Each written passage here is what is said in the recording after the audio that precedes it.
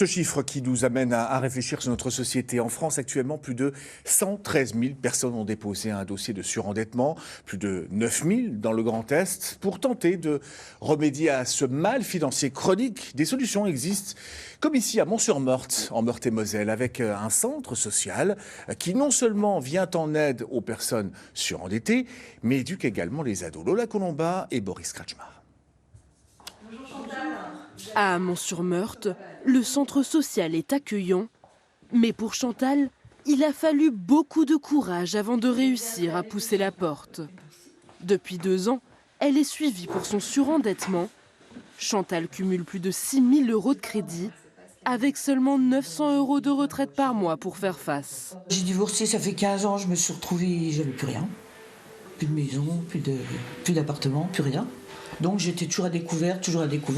Et le découvert s'est élevé assez haut, que la banque n'aurait peut-être pas dû m'accepter, je pense. Alors quand j'ai vu que ça allait trop loin, j'ai dit stop.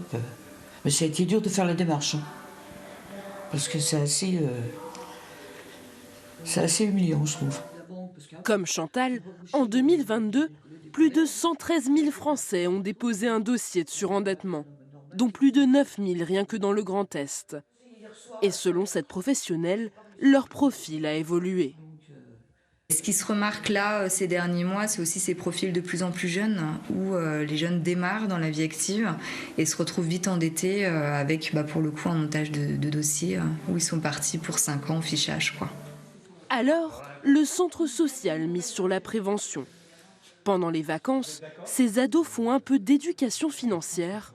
Dans ce jeu de type Monopoly, ils apprennent à gérer un budget. Lorsque l'on contracte un crédit, que faut-il rembourser en plus de la somme empruntée?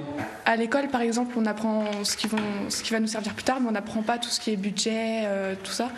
Donc, ne pas être largué quand on va devenir dans la vie d'adulte.